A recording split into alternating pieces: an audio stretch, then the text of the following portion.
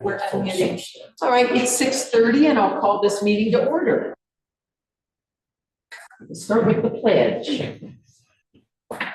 Pledge allegiance to the flag of the United States of America, to the republic for which it stands, one nation, under God, indivisible, with liberty and justice for all. Thanks, everyone. Let's see, so we will start with roll call, please. Mayor Smith, Here. Trustee Valentine, See him. Oh, is his head shaking? his No? head is shaking.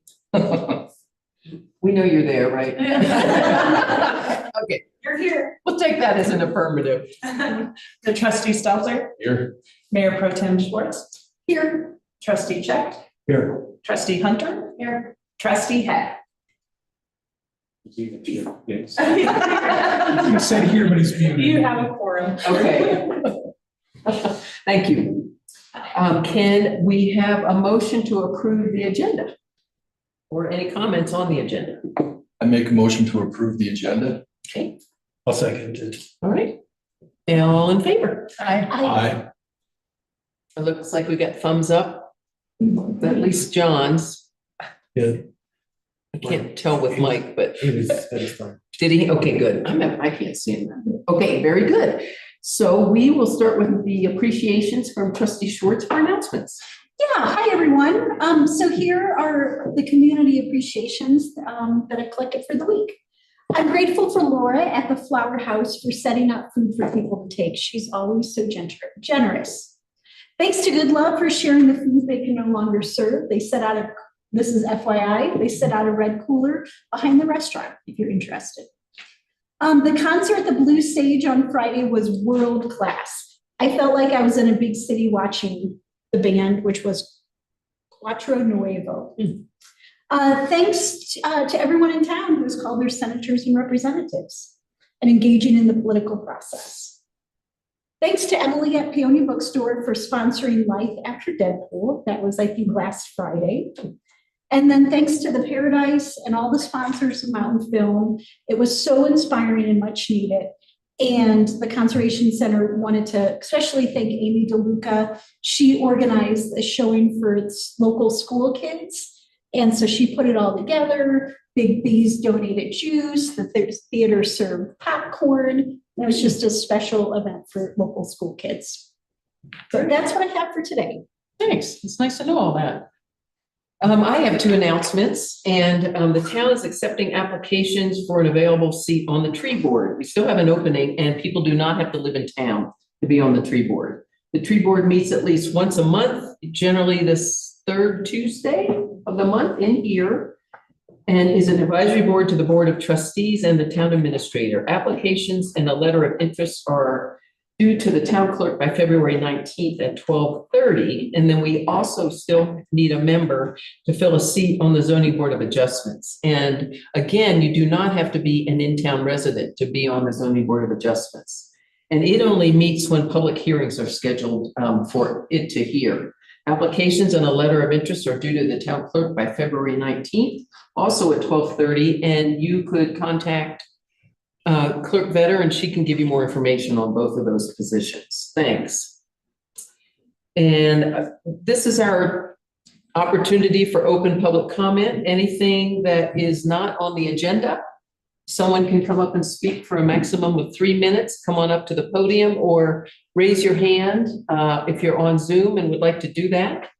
And I'm assuming you stood up, so are you interested? I would like to say something. Sure, come on up to the podium, and I believe it gives you your instructions on the podium of what to say to me in terms of, I think what you're asked to do. Is it your name and if you're in or out of town? My name is Roger Burrell. I've been living in town. I've been in the Peonia area for about 28 years. Thank you, and if you'll sign the sign-in sheet, because I'm assuming that's there too. Sorry, I didn't look. Okay, go right ahead, thank you. Well, I understand now there's going to be a vote on going on for more short-term rentals, Airbnbs, and what I want to talk about. I talked about years ago, and it's been long overdue to bring it up again for affordable housing, call it ADUs, granny units, tiny houses, so that we can start to move forward with something that's, I think, should be up front and center, and that is the issue of affordable housing for our community. And for people to also to be able to live in a way that's more self-sufficient and supportive for everyone, to be able to live together with people that they like to live together with, would be a single family, to define what a single family would be. And the issue of a water tap moratorium, including additional lines, needs to go away. There's people that are building additions to their houses with additional bathrooms, but whether a long-term rental ADU grand unit is attached to your garage or attached with a breezeway to your house or attached to your house shouldn't make a difference. As long as you start to look at how to do this, it's already being done in ways in Grand Junction that you should have looked at long ago and started to get ideas of how to start to format this, whether it's a place to park or whether it's how far to set it back from a fence line, et cetera. And the issue of an additional line is just basically ridiculous. Because, for instance, on Delta Avenue where I live, a neighbor about 5 houses down set up a whole entire irrigation system on a water tap, on a timer. And their yard is about as big as mine, which is a very big yard, burning thousands of gallons. And when you're talking about a low flow shower tank, sink, and toilet in a kitchen, it's minimal. And, I mean, you're talking about as much water a couple of trees. It's ridiculous to think that you would need an additional water tap to go forward and start to allow the ability to condense.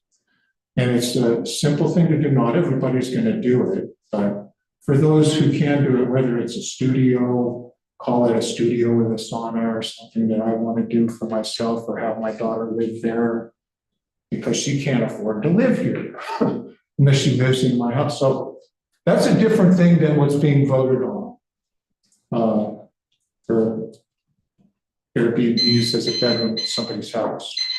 And Thank you, Roger, that you've got your 3 minutes. I know, I hardly ever talk, I could talk another 3 minutes easy about this because there's a lot of need to talk about this. Thank you. So I'm gonna request that you start to put this issue Thank up you. front and center. Thank you. Who else? Oh, and I see this gentleman's hand on the edge of the rows. My name is Jeff Holbert. I live at 106 3rd Street, East Side. Born here in 1955. So I'm talking about the water tap that I bought for $5.94 Main again, Grand again. So, I saw a legal notice in the paper that there was going to be a moratorium, and the moratorium went into effect on the 29th. But let me start again. The first time that I spoke at this meeting was back in August 13 meeting last year.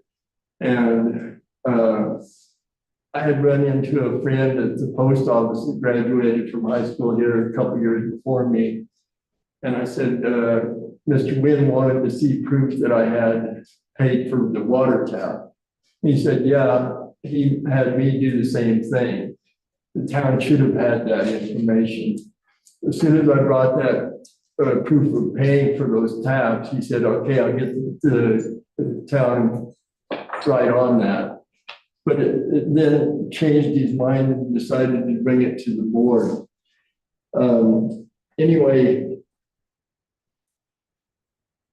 so that was going to be one of my points.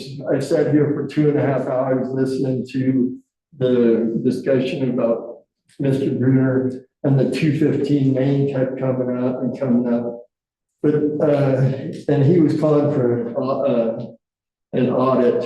You know, if there's apparently like 50 people that are paying a standby fee. So if that's, and it's at $103 a month. So that's $5,150 a month coming in, $61,800 a year coming into the town for basically no service. And like I pointed out one time, my sewer that's not hooked up is $3 more than the one that my mother is for her house that's hooked up. And, you know, I'm 70 years old or almost. She's 97. She would like to build a more cost efficient, heat efficient home on that 594 Grand Avenue. I currently bring in about 1.5 tons of coal and close to 2 cords of wood into her house to heat this house. It's got single pane windows. You know, when I filled out the application for the tap, it asked what type of residence it would be. And I checked marked single family residence. Then it asked how many sinks and bathrooms and showers are going to be in that Sorry. single residence. Your 3 minutes are up, and I would like to suggest that you might want to continue, perhaps set up an appointment with Trustee Wynn and myself. I've talked to him a few times. I mean, Administrator Wynn, sorry. Thank you. You guys let the apartments be I'm sorry. built across the street. You're welcome to come in and talk to us, but we have a 3-minute limit. Thank you. Anyone else in the room who would like to speak? Yes, come on up. Are there any hands on Zoom? No. Okay, thank you. Shirley Yeamans, been here before. I live out of town. Okay. I had some thoughts and I just wanted to share them a little bit. You know, I understand the town wanting to appeal this ordinance. And of course, I'm waiting to see what is going to happen here. You know, I was looking and I found that the town had spent over $70,000, if I'm correct, for that urban continuum study. So I know that you put a lot of work into this. But there's still some things that really puzzle me. and I'm just going to present them. I may not get the answers tonight, but the goal was to provide affordable housing with the short-term rental thing that's come up. And it seems like the town has gone after the short-term rentals, thinking that they're going to help with this affordable housing. And that's the part I don't understand. Because I understand now there have been 30 people sign up. Okay, those 30 people are not going to be long-term renting. There may be 8 to 10 of us that haven't signed up yet, but that doesn't mean we're going to long-term rent. And so my problem is, how is this situation the town is in with the short-term rentals going to solve the problem of affordable rentals? And, you know, the guy that addressed the water, you know, that seems to be the issue, that if that could be solved, real short-term rental places could be, I mean, not short-term, but long-term. Let's see, what else did I want to say? As far as the cap, you know, I can see where there's you know, if we were a skiing town, we certainly would want to be watching those short-term rentals. But that's not the case in our town. And I don't understand why there wasn't a grandfather thing in. For people like me who will eventually stop wanting to do this, it would naturally, you know, go away. All right, I didn't quite finish. You've got plenty of time. You've got 40, I do have 49 minutes. Okay, I have one more thing. I wanted to talk about the long-term rentals versus the short-term rentals. And that's come up here many times. And the thing that I have thought about is that both situations are providing homeowners to make some money, to pay for the mortgages, to pay for the utilities and so forth. One is long-term, one is short-term. We've discussed short-term rentals usually are very well cared for. Long-term, that's why some of us are short-term, not always the case. And so my thinking was, why is it that That's your 3 I minutes. didn't get my point? I think they should be regulated too. That's what I was thinking. Okay. Anyone else, Shereen or, okay? Since I haven't been here for a while, I would like more than 3 minutes if it goes up. I'm sorry. Yeah, No, well- 3 minutes. Thank you. Shereen, on Rio Grande, back again for this ordinance. Whether you are a private property owner, a property renter, a renter who'd like to one day be a private property owner, or a citizen who sees our constitutional rights chipped away by a bureaucratic government, vote yes to repeal ordinance 2024-05 on April 1st, 2025. This ordinance infringes on private property rights, a constitutional right, I could remind you. This ordinance does not solve the long-term housing shortages.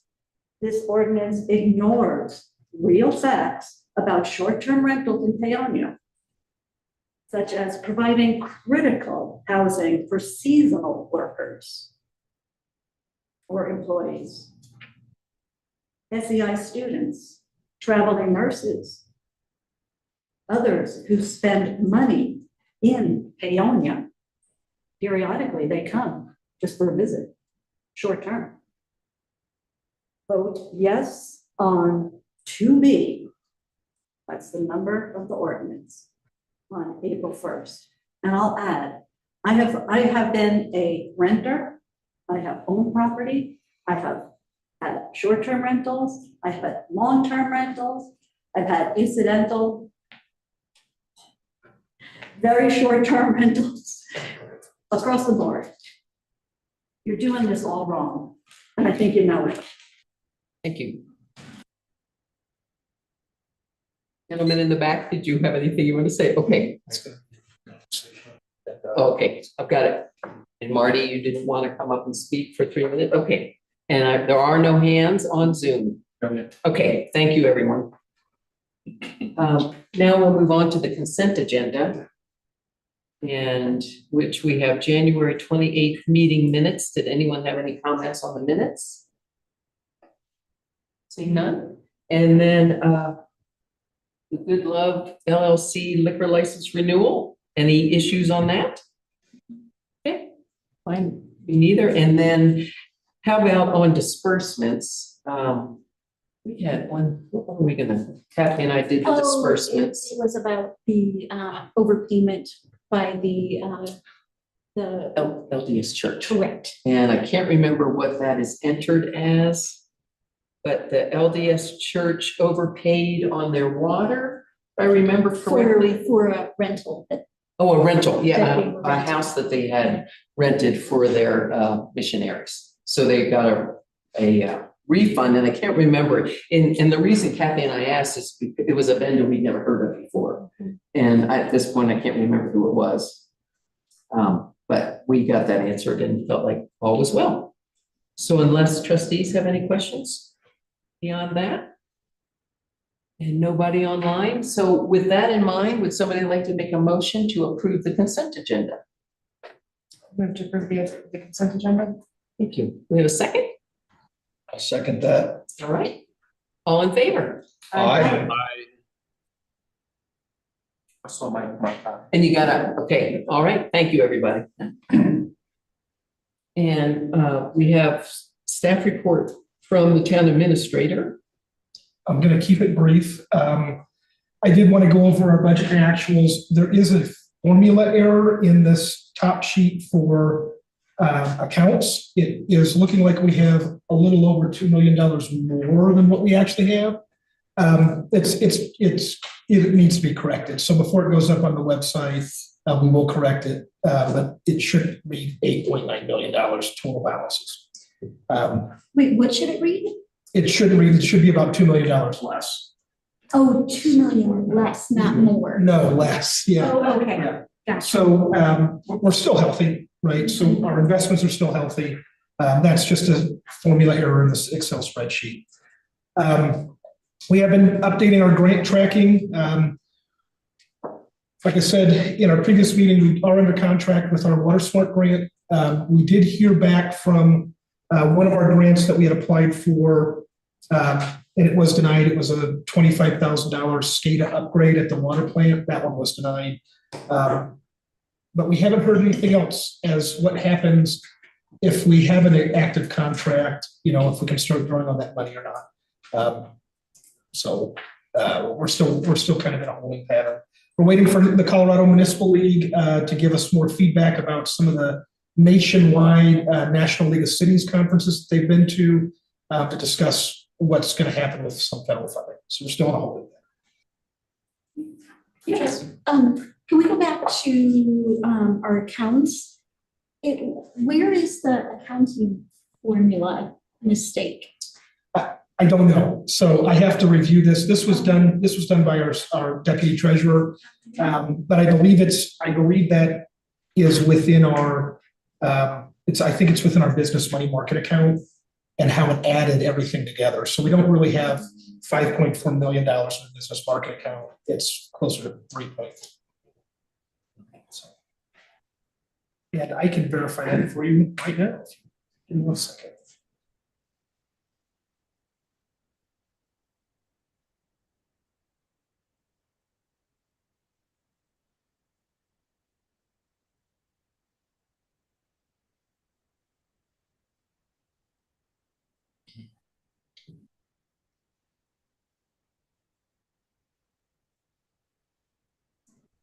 It is.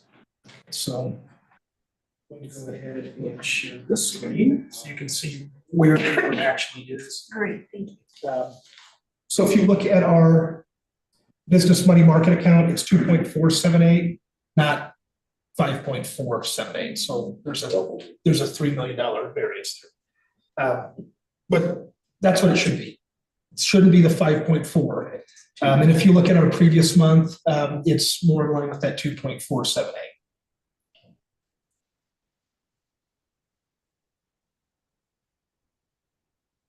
So we do not have $3 million more dollars. No, I wish, but we don't. That was the bottom line. I looked at that and went, I don't think so. So what I can tell you is where we are with our loan applications for state revolving fund. We're getting closer and closer to the finish line. I submitted that application before the end of last year. It's being processed. It's already gone through CDPHE. It's now in DOLA's hands. I have some outstanding questions with DOLA that I have to answer for them, but it looks like we're on track for this next round of funding to have our loan considered. This is for our water capital improvement plan phase 1. It's the water tank, our western loop, and our raw water meterings at our spring complexes. We do have a 1st of March, we do have a presentation for a Tier 2 EIF grant that we have to give in the Front Range. So I'll have to go and actually do the presentation 1st of March. And it's going to end up being an overnight because it's pretty early in the morning. But that's for that Tier 1. We have no reason to believe that we won't get something. DOLA is they've said that we have a pretty strong application for that grant funding, and that's $1 million to go towards the Western Loop replacement project. That's that 8-inch steel line to be upgraded to a 12-inch plastic line, modernize it, retire that 70-year-old pipe that's in the ground. So that's coming up. The end of this month, I do have a conference in Denver to attend. ICMA has their local government reimagined conference in Denver. It'll be the first time I'm able to attend a conference that's in state. One of the things that we're going to talk about are emergency management preparedness. Some of those being what's on my departmental scorecard, that municipal comprehensive emergency management plan. So there's things in motion as well. it's way too early to tell on how we're gonna end up with our budget. We haven't gotten property taxes yet. People are still paying their first tranche of property taxes. So even though this looks like there's a variance or a deficit, we're not there yet. Not all of our revenue for the first of the year has been booked yet. We haven't received all of our property taxes. Matt will probably talk about how many DUIs we've had already this year, which isn't good. But those are things that fit into that revenue for like fines, fees, and forfeitures. Other than that, it looks like, we're right about on target with where we should be moving forward. So, you have any questions on the disbursements? Yeah, or I'm sorry, budget actions. Okay, I have some questions.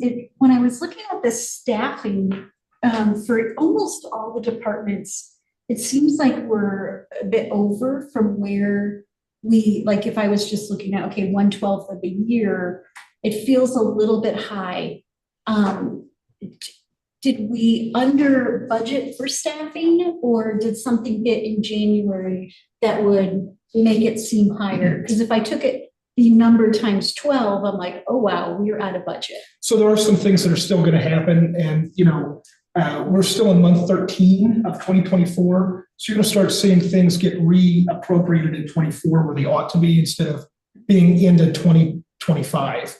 And then we'll probably see that through the end of this month, being month 14, because we go 2 months after.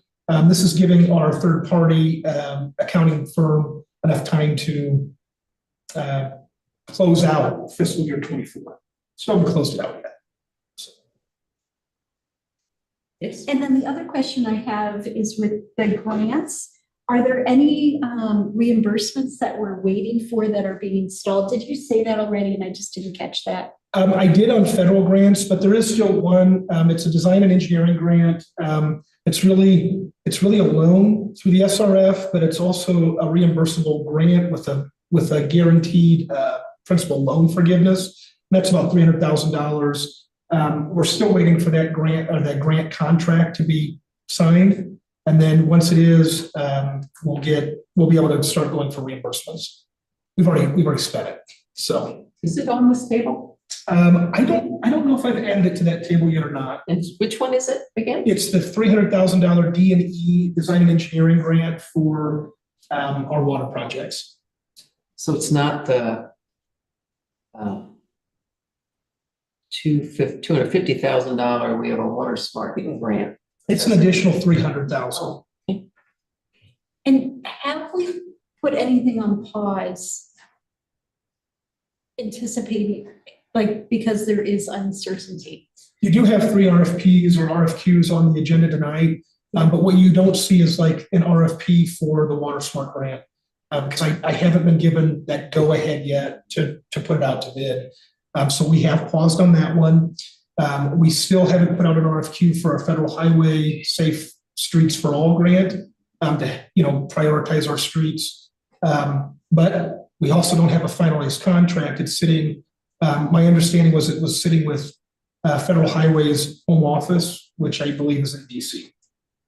So we haven't done any of that yet either.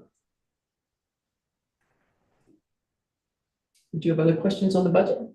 Anyone else have budget questions?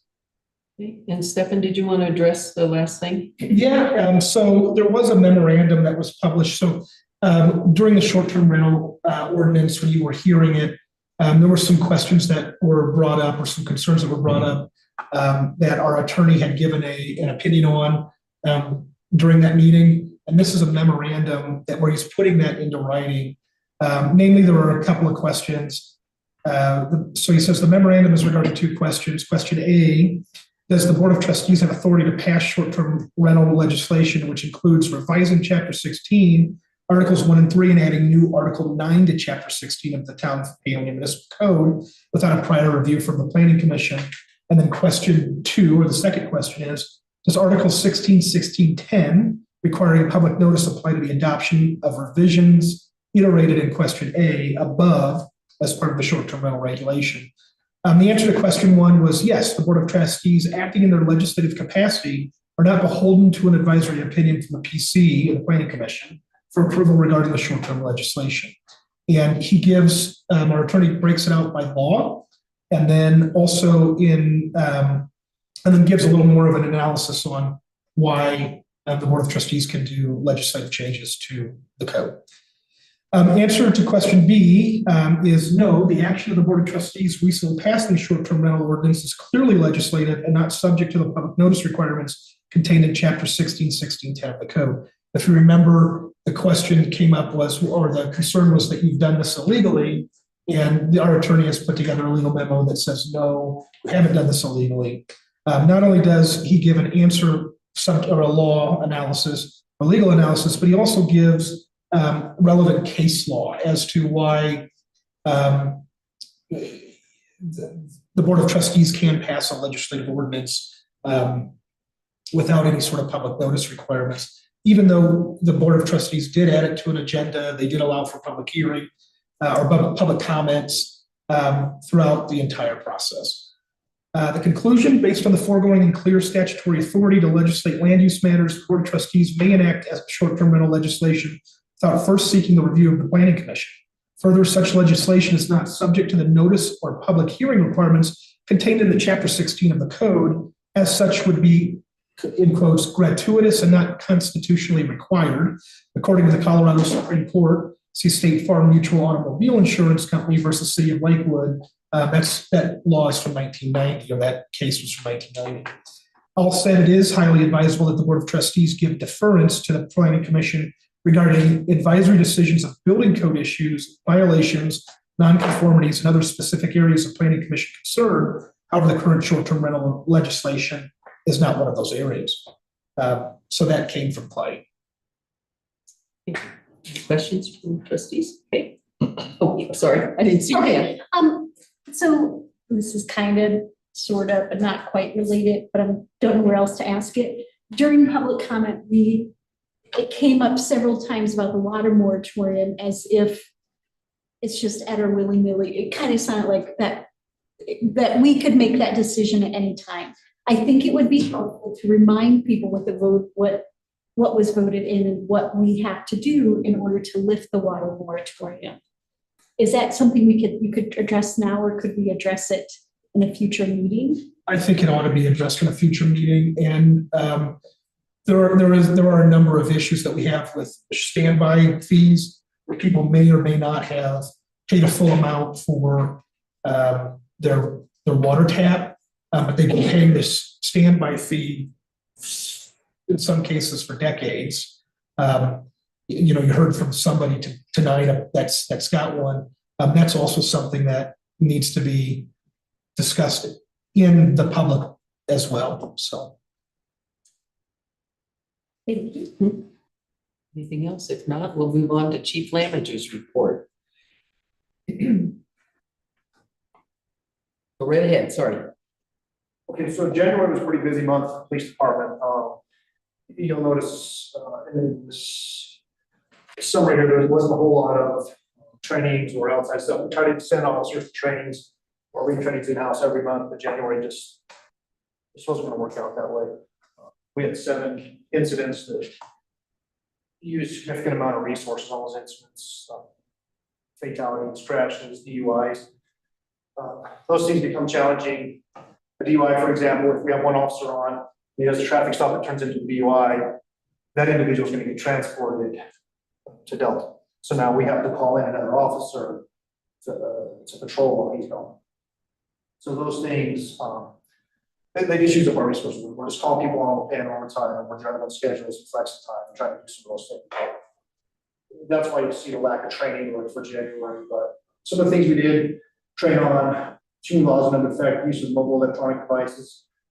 If everybody's aware, that's manipulation of electronic device while you're driving. So be aware that is in effect now. And the child restraint systems required, that was really more of a wording issue. We already had a child restraint system required for vehicles. That was really more just kind of cleaning that up and making it a little more clear. We also participated in an Alice show at the school. A thank you to them for letting us be a part of that. That's very helpful for us. They get to see kind of how we're going to respond to an incident, and we get to see how they operate, what they're looking for, and speak with the teachers.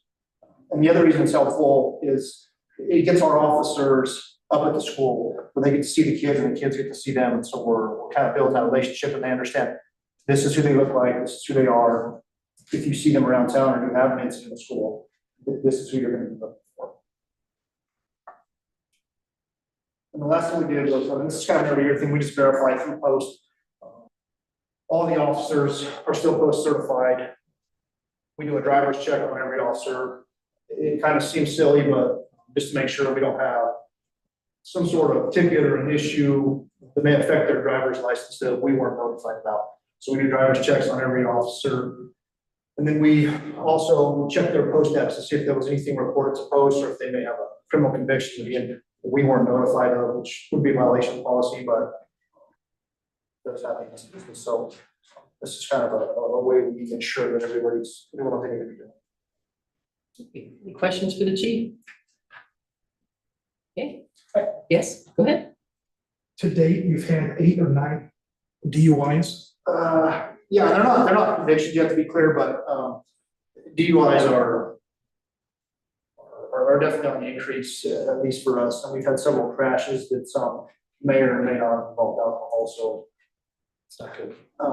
At this point, everybody knows we need to not be drinking and driving, but I think I would ask everybody as well, for those of us who are just on the road, to pay attention, because, some of these drivers are gonna be habitual offenders, and they're gonna do this anyway, so, you know, put our phones down, pay attention, wear our seatbelts, things that we would normally do anyway if we thought we were in danger, but it's getting to be where we need to be doing that all the time.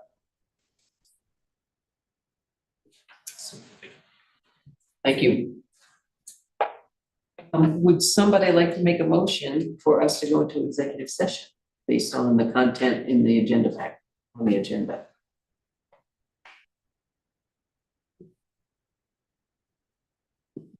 We do have our attorney representing us and CIRSA waiting to go in. Okay. Oh, and we did this at the beginning of the meeting simply because we had several attorneys and we want to have their time spent early in the evening and not late. Thanks, everyone. So I make a motion for us to move into executive session per the content of the agenda. I think you have to say it. Okay. Yes, do you have it in front of you? I do. Okay. I make a motion for us to go into an executive session per CRS 246402-4B for the purpose of a conference with an attorney for the town of Paonia for the purpose of receiving legal advice on specific legal questions pertaining to Gilbertson versus town of Paonia. Need a second? I'll second that. All in favor? Aye. Did we get thumbs up on the screen? Aye. Great. Okay, thanks, everyone.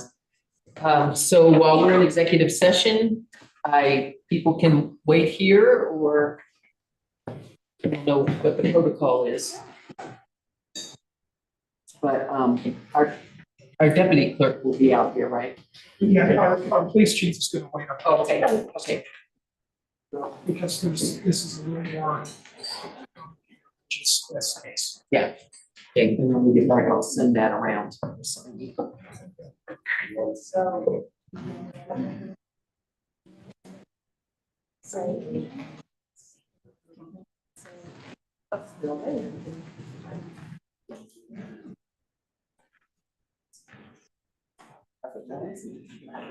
All right. Good. We're all here on. Yeah.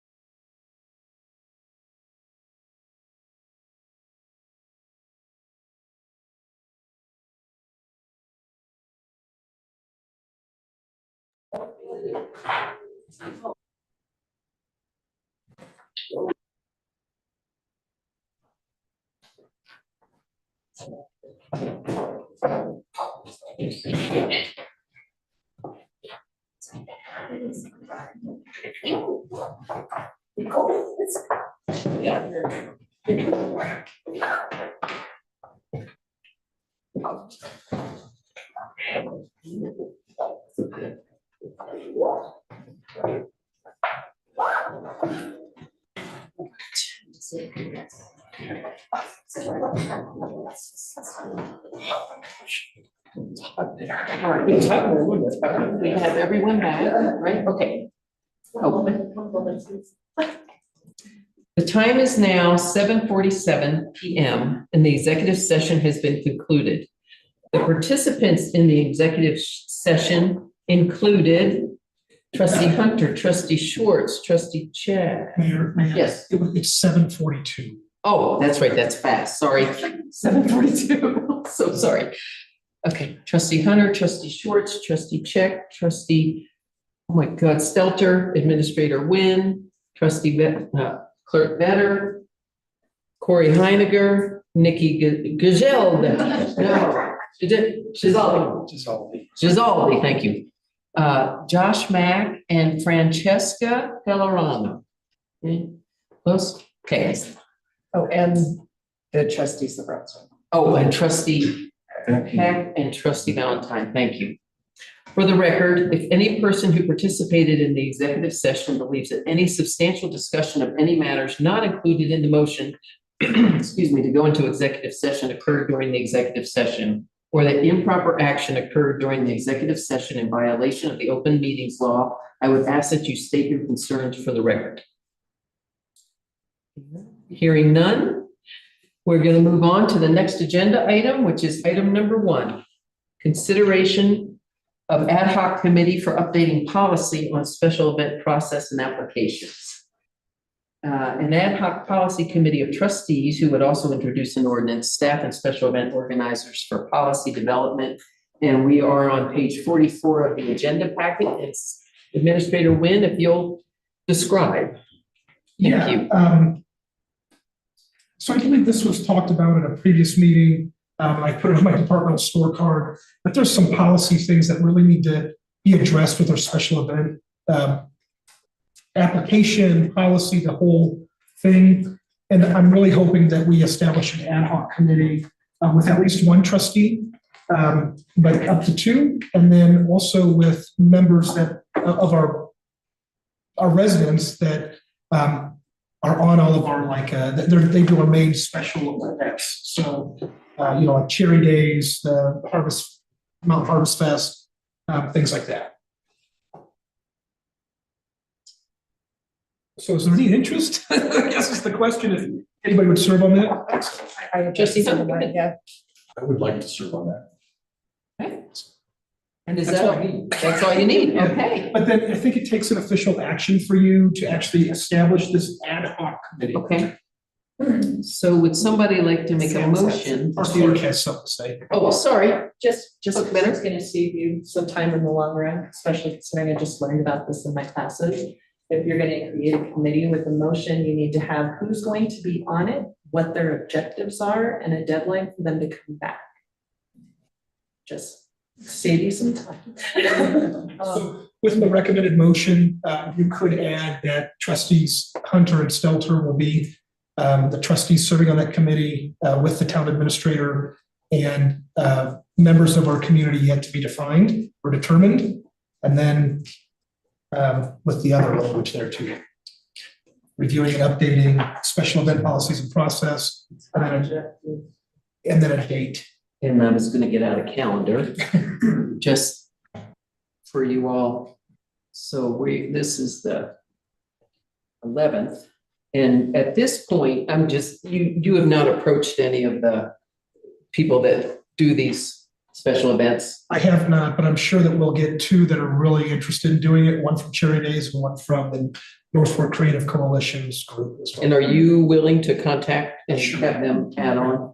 So as the 2 people, the 2 trustees who have just volunteered, do you want to just decide amongst yourselves with Administrator Wynn right now what date you would like to have as your deadline? If we're gonna add that to the motion, please. It can even just be a report back date, but just, you have to have some sort of term set up. Okay, so you're saying a report back date, which doesn't necessarily include an ordinance or new forms. It could be who the other resident members are. Oh, So I'd be curious what Administrator Wynn would think would be an appropriate timeframe. I would really like to have something in place by Cherry Days. That's a really lofty goal. But a report back to say, hey, here's our members and here's our first meeting date. I think if we did that by the April 8th meeting, we'd be okay. Do you want March? Okay, I'm being told that March 4th meeting will be okay. March 11th. March 11th. 11th, I'm sorry. But you do, all we're getting is the membership. We haven't had the public meeting. We're gonna have to hold a public meeting. And then we can go from there. And it's not unduly harsh for this.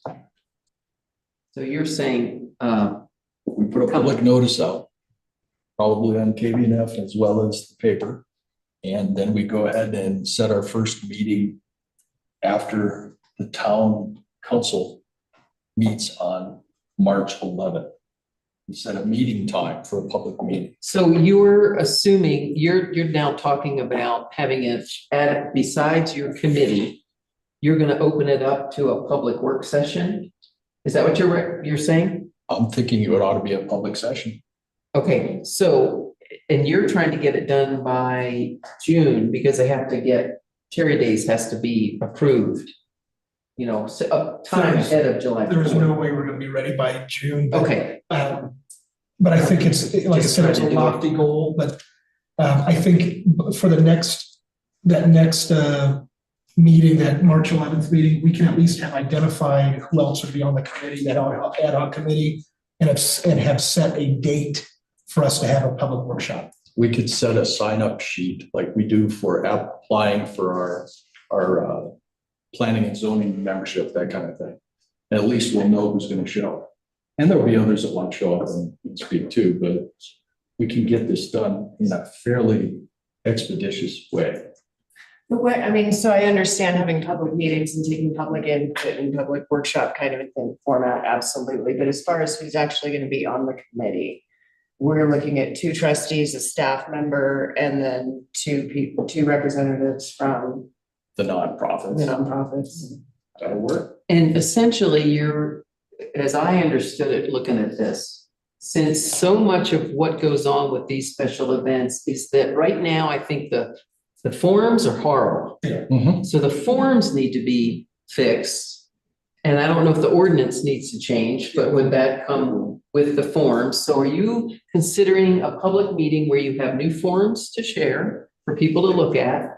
Potential ordinance for people to look at? You're way down the road. Okay. So that, yeah, but that first workshop, I think, would be here, it's for the public to say, this is what we've identified. We know that our process needs updated. We know that our policies need updated, and here's how we're gonna work towards doing that. And by the way, here's our committee. It's Trustee Hunter, Trustee Yeah. Stelter, the town administrator, and I'm not even throwing names. 2 representatives from our public, from our residents. And then Then it's a wide open discussion. You're Wide open not, discussion. what I'm looking for is if you're gonna have to have product for people to review at that workshop. You're talking about a workshop and then the product And then comes after. products, Okay, yeah. I'm trying to not crunch you all too much to do all that. And then, would this bring up the, legacy events and Oh, would the you said it. BPDs? Yep. Yeah. So it'd be part of it too. Okay, just, all right, now, I'll take a stab you're a at good the note motion. taker. I move to approve establishing an ad hoc committee for the purpose of reviewing and updating the special event policies and processes. The committee to include Trustee Stelter, Trustee Hunter, Administrator Wynn, and 2 representatives from local nonprofit groups with meetings to be open to the public. With a report back date. With an initial report back date of the March 11th regular Board of Trustees meeting. I'll second that. All in favor? Do we have any comments? Oh, hang on, I didn't take any comment, but before I do that, Clerk Vetter, did that get at the three things you needed Yes, in that yes. motion? Okay. And with that in mind, anybody in the audience have a comment on this new ad hoc committee? Seeing none, anybody online, any hands up? Seeing none, and the two trustees on Zoom, did you have anything to add? Sorry, I forgot to. They're both shaking. Okay, thank you. Trustee Schwartz? I just have a question about, do we need to define the process for two nonprofit members? Would this group appoint them? Is it a nomination, like, or do they have to apply? Like, I think what that's, if we had 5 people? I think that's for the ad hoc committee to decide. So how we go about ranking applications coming in, that kind of stuff. We can decide, determine that and then report back to you on March 11th. Thank you. All right, I was jumping the gun, but all in favor? Okay. Very good. Stefan, all right, the next agenda item, yes, Stefan, did you have something to add? Nobody signed. Okay. Consideration of forming a citizen watch group. And Administrator Wynn, that is your topic as well. Yeah, so I know the agenda says consideration of forming a citizen watch group, but really what it is consideration of ad hoc committee for forming a neighborhood watch at Citizen Academy. I don't think we're ready to just go, we need a neighborhood watch. I think we ought to have another ad hoc committee that similar to what we just did, that discusses some of the things that we've heard from our residents and business owners about things that happen downtown, and then see what comes out of that process. So during a previous meeting hosted by the town to address an increase in calls for service within the downtown business district and surrounding residential neighborhoods, business owners and concerned residents discussed with town officials, including the police department, about what can be done to assist with reducing criminal activity and nuisances during the spring, summer, and fall seasons. Town officials explained what they could and couldn't do, but also explained that the police department is reactive and that it's most beneficial if residents report suspicious activity. What came out of that this past summer was, if you see something, say something. An item that came out of this discussion was establishing the ad hoc committee for policy changes, establishing a neighborhood watch at Citizens Academy. The committee ought to include 2 trustees, representatives from the police department, town administration, business owners, and residents interested in shaping policy. I'm certain you have somebody here that wants to talk about an experience as a business owner. And you were just saying somebody is here that wants to, oh, okay, hang on one second. Hold on, sorry, I missed that cue. Yeah, my name is Greg Schrader. I live at 24 Albert Court and co-own a business downtown, DC Hawkins building, an engineering company.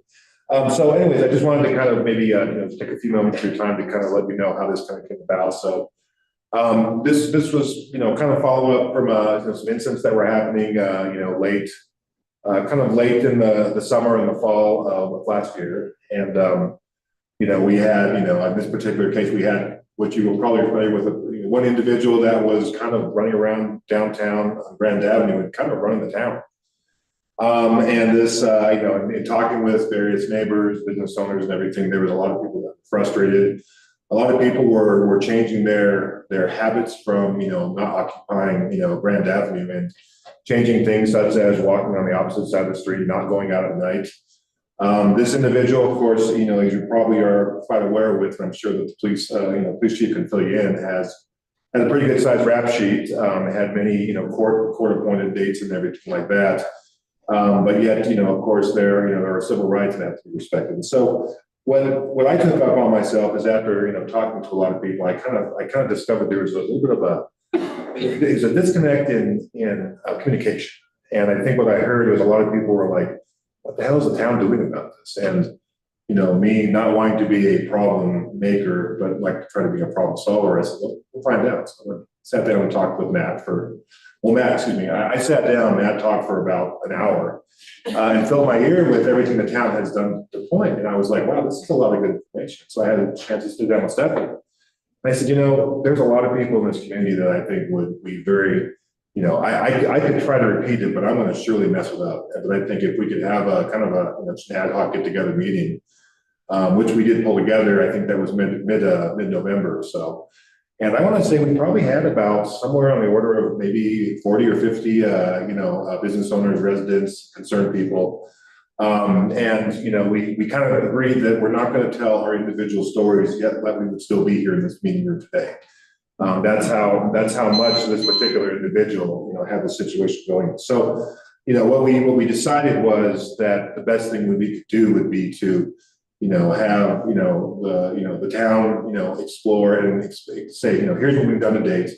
And what I found is a lot of people felt very comfortable in saying, gosh, I never really knew all these things that was going on behind the scenes. And so that kind of told me that there was a gap. And I said, is there any way that we can, move this forward? So, this particular individual is going to go away, but, there could be a future, instance that might happen. And I'm sure there will. It's just a matter of not if, but when. And so what we could do as a community is if there's a way that we could organize ourselves to have a good kind of connection between the town and, business owners and citizens, that we could, make this information sharing a lot more transparent and have some buy-in from everybody. I think it would be, advantageous. So, talked with Matt, I talked with, Anders. Yeah. And so, they had some ideas. They said, hey, there are some programs out there that we can, either help to organize and put this into place to help out our community. So I said, that sounds great. Let's do it. Okay, So here we are. thank you. That's all I have to say. Thank you. No, that's great. That's a nice background. Thank you. Same kind of process. I really think that we need this is what came out of that community meeting, that we really need to identify and address. There's a desire for a neighborhood watch kind of thing. And then it can also turn into a citizens academy where we can inform residents about what's going on in town, not just within the police department realm, but also within planning and development, within projects that Public Works may have going on. Might even help us to fill some of our vacant positions on Planning Commission or the Zoning Board of Appeals and Adjustments, the Tree Board. So that Citizens Academy helps to inform people about what's going on. And then, you kind of graduate up and maybe there's somebody that can join a committee that might be invested then. But we need an ad hoc committee to talk about all of those things and let's get something in place. I'm going to start with our trustees that are on Zoom, simply because I leave you out. Do either of you have any comments or questions? No, thank you. And I don't know if Mike is muted or Trustee Heck. He had shook his head, but Oh, he looks like we can't hear you, Trustee Heck. Oh, well, he's good. okay, thank you. And comments from trustees in here, and then I'll ask for any citizen comments.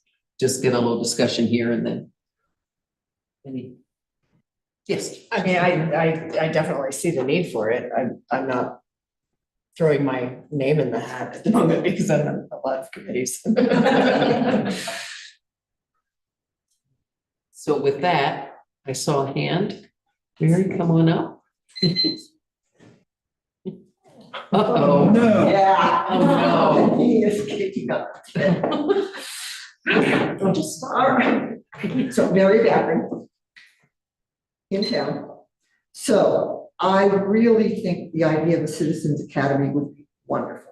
When I was in Cortez and was heading the mental health center there, I went to a Citizens Academy at the police department, and I learned so much about policing, about the police force, about just the guys and what they do and how they do it. And I think that would be wonderful to give the citizens the opportunity to do that. And it is, again, better communication between the citizens and the police. However, neighborhood watch, I am adamantly opposed to setting up a neighborhood watch. Neighborhood watches do not have a good reputation when they are put into effect. The question is, do we need it? I mean, do we actually have enough crime to justify pitting neighbor against neighbor and villainizing strangers in our community? Why is this needed? Why can't we just call the police? You see something, you say something. It encourages, neighborhood watches encourage stigmatizing, stereotyping, and racial profiling. And this is especially dangerous in this age of racial, ethnic, and political tension. It also tends to encourage vigilantism, that people feel that they are empowered to take the law into their own hands. It pits people against each other and ends up labeling regular people as other, especially those who, for example, as the gentleman who was in town, has a mental illness. And it's completely against our culture of openness and inclusivity. And it can also be used for vendettas with false reports. So yes, let's create a Citizens Academy, but no, let's not do a neighborhood watch. Thank you. Thank you. And there aren't any hands on Zoom, are there? Okay, all right. Administrator Nguyen, and then if you had something to add, and then Chief Lamminger, if you have something to add. I do.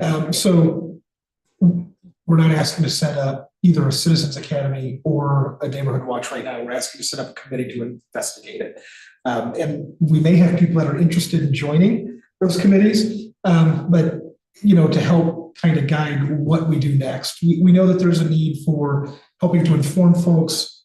And then it looks like we have somebody that wants, she doesn't know how to raise her hand. Okay. But we're looking at forming a committee to discuss this and see if there are policy changes that need to happen or programs that need to be established. Chief Lamminger, do you have anything you want to add? Yeah, I think the big thing that came out of this meeting was just, like you mentioned, Greg mentioned the open lines of communication. It was very helpful for us to explain our position and to kind of hear some of the concerns from the other business owners, why they weren't calling, what their thought processes were. So anything that promotes communication, I think is going to be a good thing. Whatever we can look into this move. I'm glad they attend those meetings with my bubbly personality. And the person who is on Zoom, is there somebody who wanted to speak? Yes. I was just gonna say, I agree with Mary Bachman on the neighborhood watch. Could you please identify yourself? Oh, Deborah Spiegel. Thank you. Yes. Thank you. That's all I had to say. I agree with her. Okay, sorry to interrupt you. Thank you very much. And no one else there? Okay, any more discussion amongst trustees? Yes. So it looks like we need the same situation as we did with the other ad hoc committee where we need names of people and a scope. We need to set a scope and we need a date, at least to report back. And I hate myself for doing it, but I'll volunteer for it. Great, so, and trustee? I'll not. Okay, good. I was gonna start talking to the people on Zoom, but I'll save you guys for another time. Okay, thank you. Trustee Schwartz? It does feel too nebulous to me. To me, when you were talking and you were explaining the neighborhood watch and talking about public works and police things, I'm all about the Citizens Academy and just like we had talked about last time, wanting to find ways to share what's happening within the community and open up lines of communication, all about that. I am not about neighborhood watch. I don't even want to explore that idea. And to me, it's these seem like two disparate things. And so I have a hard time moving forward with this motion as it stands because of that. It's just about open communication, great. Sharing, opening up lines with the police, public works, great. There isn't a motion made yet. What? Mm-hmm. No. So any motion would be acceptable this because we don't have a motion yet. So I was just looking at the recommended motion. oh yes. Discussion? I concur with Mary Bachman and Trustee Schwartz about the neighborhood watch thing. I think that's good words, but I agree with the idea of having some way of allowing the public to know how they can communicate better with the town and the police. So that's my comment. And if I might, so in my neighborhood in Cheyenne, we had a lot of robberies going on. And a neighbor and myself did reach out to the police, and we had meetings with the police in our homes, and we did set up a neighborhood watch. But the good thing that happened was the signs were put up. But I have to tell you, that fell by the wayside, and the community the neighborhood watch stopped occurring. I've moved, but it had really disbanded before I even moved, because it seemed like the sign you put up a neighborhood watch sign at different parts of the neighborhood, that seemed to have the desired effect, because there was not nearly as much crime just with the signs. So that's just my 2 cents on that. And I don't know how you would do a neighborhood watch for the town of Paonia. So I don't know how that would work, but it really takes people maintaining that neighborhood watch. And, once we got what we wanted and crime seemed to go down, we all went on our merry way. And so this moved. So that's just been my experience with that. So with the variety of opinions, would somebody like to carve out an emotion out of this, or let the ad hoc committee, have all this on their objective and then bring it up for pros and cons? I have a quick question. Sure. So Chief, are you volunteering to be included in this ad hoc committee? Certainly, I'll be a part of those discussions. Thank you. I'll take a stab at it. Thank you. I move to approve establishing an ad hoc committee for the purpose of opening the lines of communication between the police department and the citizens with any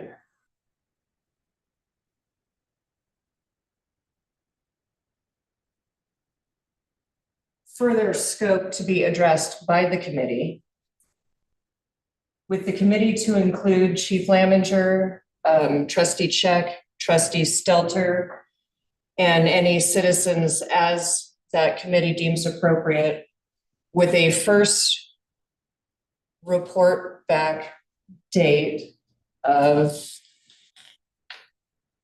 you want to stick with March, or you want to move it back a month?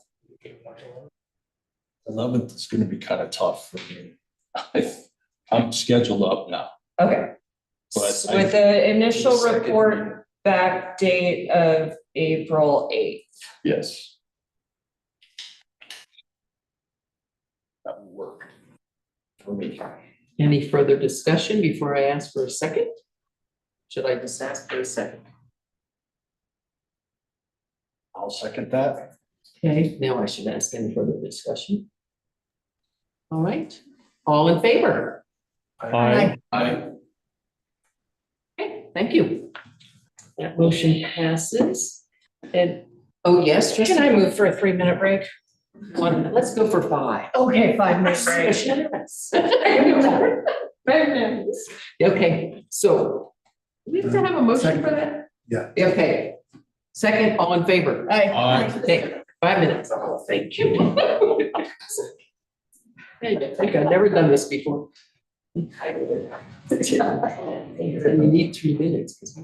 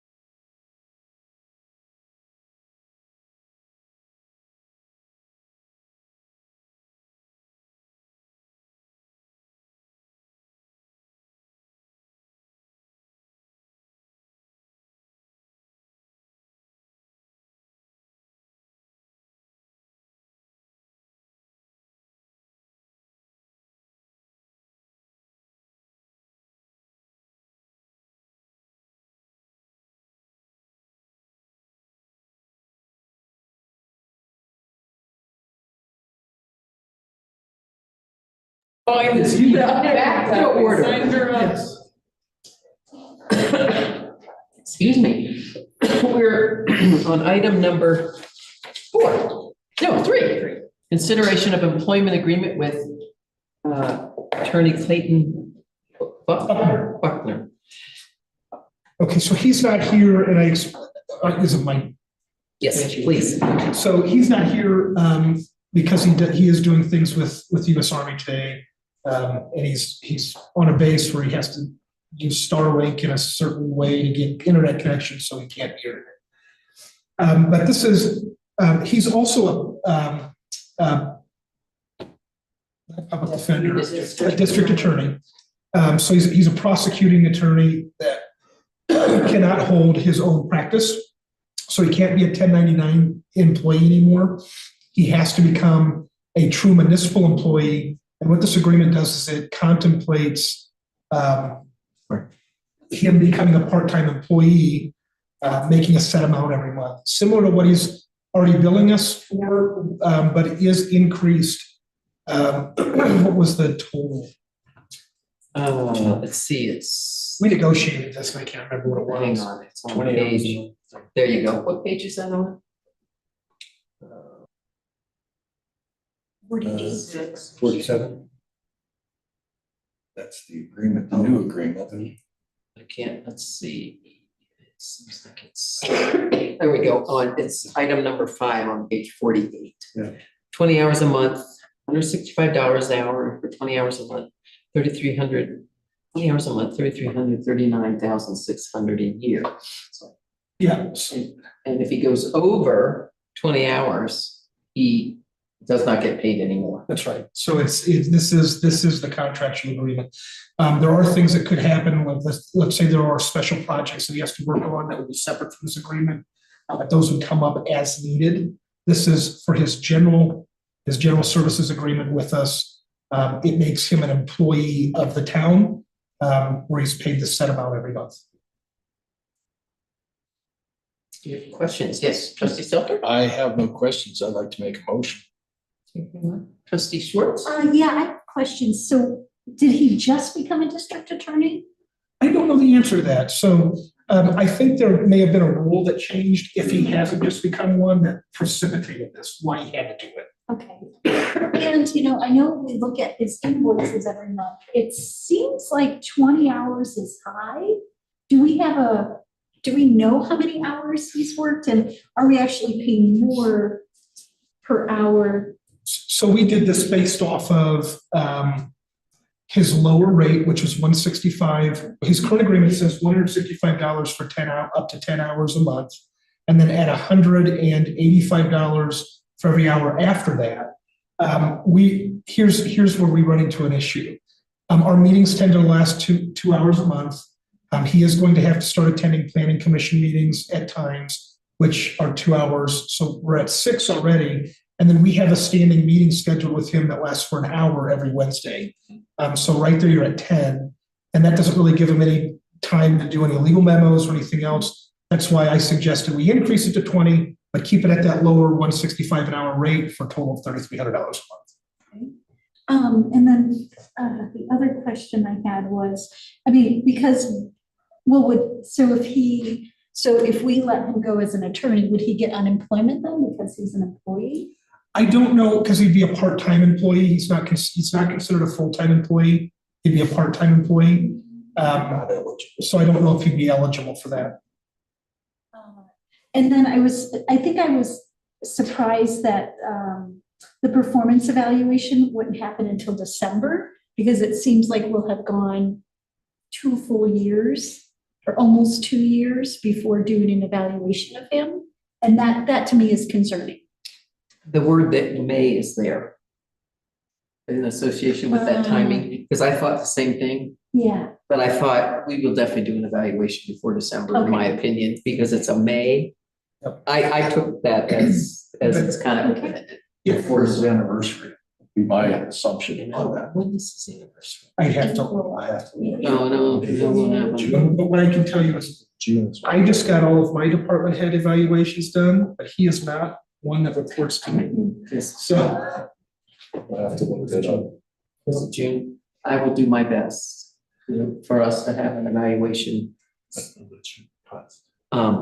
Anyway, but that, I thought the same thing. Okay. Trustee Schwartz and I thought, rather than squabble over a date, I'm just gonna go with the permissive May. Thank you. All my questions are answered. Okay. Anybody in Zoom? Any trustees on Zoom? Any questions? It's like I see, nope. One more question. I Yes. think it would be, I'm assuming he will have to, like, I would still like him to fill out a timesheet and include what he's working on. Because I think for future attorney agreements or whatever, I want to have this is how many hours are being worked. That would be helpful. So we're not gonna we're gonna pay, if this gets approved, we pay him through our ADP payroll process. We're not asking him to clock in and clock out. What we're asking him to do is provide a monthly statement like he does right now, and then it can be included in under reports. So you'd see town administrator, police, town attorney reports. If that would suffice or be sufficient. It's even better because you and I are the only ones that are seeing it now, right? So that would be even better. Good. Okay, And thanks. he agreed to that. Yeah, it's no different than what he's doing right now. It's just he'd have to redact some things if it's attorney-client privileged. Motion.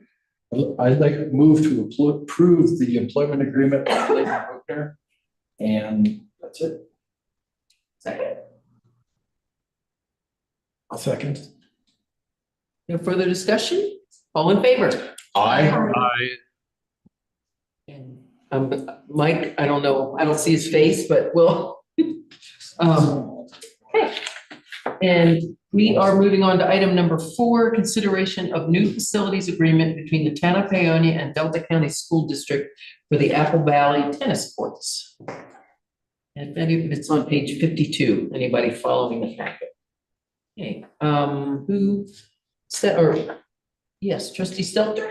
I have a question on what our costs are on maintenance of the tennis courts and the amount of time that the school uses them, and that we be adequately recompensed for any maintenance that has to be done.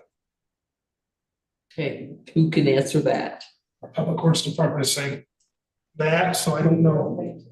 Yeah, we don't do anything. I believe that this, the tennis court maintenance is a part of an agreement we have with the North Fork Pools Parks and Rec, who are used to, the high school is used to working with them to make sure that they're not scheduling across anything. That's who they've dealt with in the past. They just have to have the formal agreement with the town. So. Perfect. We also have the North Fork Pool Park and Rec secretary here with us. That's Our deputy clerk is now their secretary. Yeah, they make all the schedules along with the. okay. Can I ask in the staff report, there are dates listed? But those are the dates that they'd like to use the tennis courts for the school thing. I just included in there not only for Public Works, but for you guys, and it's not a bad idea for the community, just in case they don't see a schedule with the high school either. Okay, so that kind of answers your timing question, right? What was your other question? That's trustee it. Stelter? You got About maintenance. maintenance, so you got that. Yes, all done. And that's just practice or those matches?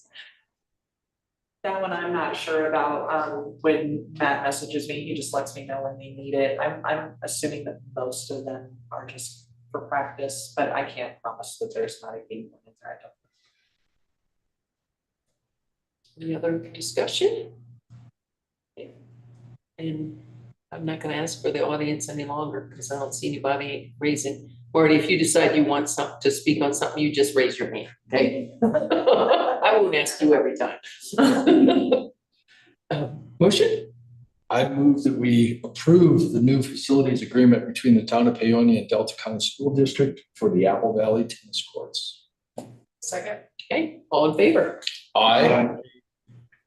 Okay, that motion passes.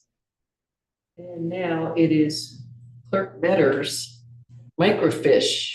No, laserfish. Laserfish. Laserfish is- You know, you can tell that I use microfiche in my entire career. And I'm really old. Sorry, laserfish. I don't know if you could tell or not, but I was really excited about the software. I told some of you at the beginning, I had to stop myself from writing, but wait, there's more. This is a really cool program. I found this actually at my first clerk conference that you guys generously sent me to, my first year as clerk. I met with the Laserfish people there, and I have been sitting on that for a year. So I'm like, I'm gonna budget this, I'm gonna budget this. We need a records system.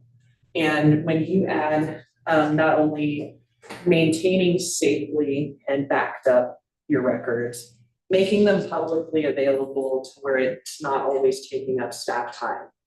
And then making it available, what I really loved was like the board stuff. We're gonna get 100 licenses with this thing for staff, for our department heads, for every member of our boards and commissions, not just board of trustees, and that can let us, where boards and commissions can have access to that little bit more that they get that's not always just available to the public.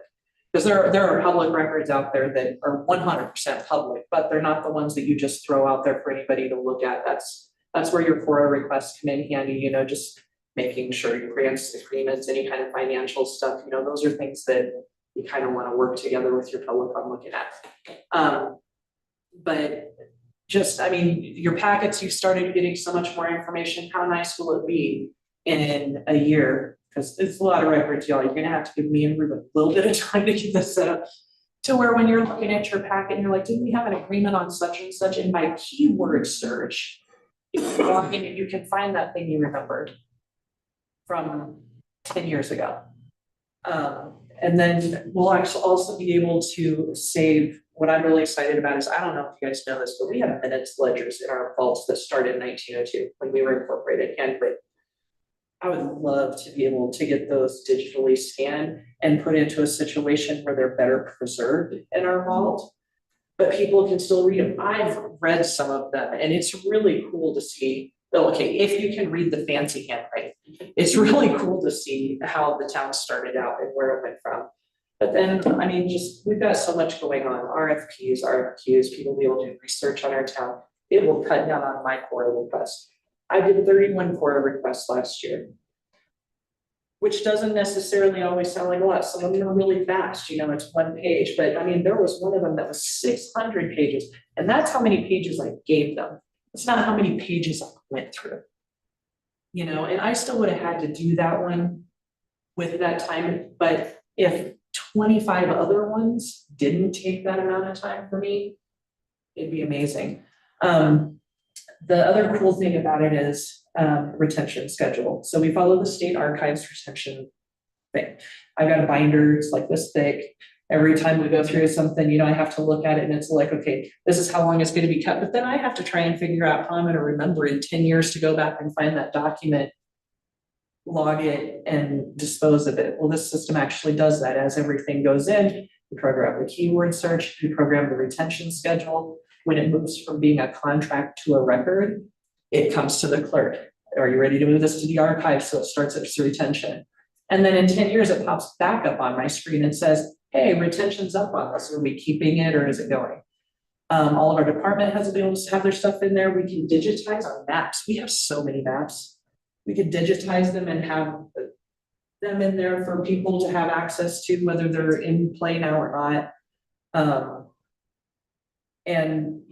It's just going to keep better track of everything. It's going to save a lot of time all the way around, because I know we have documents that need to be purged. So I'm hoping you guys are excited about it as I am. I think I put a lot in there. I'm happy to answer whatever questions I can. This site license is amazing. Normally, Laserfish works like our Cassell, where we have to buy a new module for everything. Like we had to get a community development one. We had one for payroll. We have one for accounts payable. But because we're a municipality under 10,000 people through peak performance, we get that site license to where we get all the cool stuff. Because they know that municipalities our size aren't normally going to be able to spend $5,000, $6,000, $7,000 a module to do something cool like that and to have better things. So it's actually a really amazing deal for us. And then after that initial cost, it's going to cost us $7,700 a year. So questions from the trustees? Yes. I got a couple of things. So what we may not initially use is the payment gateways because it uses a completely different payment software. But it creates surveys, does other things. The reason this is before you tonight is because my approval limit is $9,999.99. This has been budgeted for in this fiscal year's budget. However, the price is over my approval limit by like $2,000. So that's why it's in front of me. I'm gonna tell you right now, the first year, we're gonna be focused on getting records in there and scanned, so you're probably not gonna see too much of it. I mean, of course, I'm gonna show it off whenever I can, but it's gonna take a little while to get set up. It's gonna be so worth it in the long run, and we can use it for workflows. There's all sorts of stuff that can be done with this, but we're gonna focus on getting that digital vault going first. So. I have a couple questions. So you said you can digitize maps, but do you have to have a special hardware to digitize a big map? Well, we're just gonna have to work together with some of our amazing people that have already offered to do some of that for us. When they get the maps in certain forms, they can just be put on there. Are they gonna be perfect? No, but it's gonna be a lot easier. Someone's like, I wanna see what the original Paonia Town neighborhood looked like in 1985. You know, to be able to have that zoom in on it almost in a PDF format, it does work way more than just PDF. However, we ought to also think about getting a wide format printer and scanner. Right. I want laser feature, and then I want the scanner he's talking about. Okay. She wants to walk us right now. We're not talking about them, we're talking. So, and then were you talking about storing it in the cloud or storing it on an in-house server? It comes with 2 terabytes of cloud storage that's backed up at Laserfish. And then, of course, we probably do something with our own IT providers to make sure that, God forbid, something should happen, we have a backup at all times. There are certain documents that we have that absolutely, even if we digitize them, it's required by law that they still be kept in paper form. Our vault is fireproof, waterproof, it's got all that stuff, but you can only fit so much in there. So getting us down to those records and the National Archives and State Archives don't accept records anymore, they're full too. Well, the reason I ask is because there's two tiers here. There's the self-hosted package, which means and they had the professional and the enterprise and the business. That was just the folder that I got at the conference before I met with them and talked with them, which is what that thing is about. I just wanted to give you guys a better idea of everything that this can do. But what we're seeing in here under the cloud has three columns under the cloud storage, right? And I'm on page 94, so I'm just checking. Are you going for the professional? We are going, so page 64, sorry. I need my dang glasses. It's gonna pull up and sit, okay, there we go. Yeah. So this right here is when I talked with. Wait. Go to page 64, please. That's all I wanted to ask. Oh. Because it has the, my internet keeps pulling up and saying that it's slow. Oh. So you gotta give me. Are we working off your computer here? Yeah. No, sorry, phones. Okay, so at the top of that page, is the starter professional business. So you're going for the professional? No, we're going for that site license for 10,000 or less, because instead of being broken up in the modules like this packet is, we're getting all of this in a smaller package. I mean, all these features. Yes. See, that's what I'm talking about, Okay. is the features. Yes. Yeah, okay.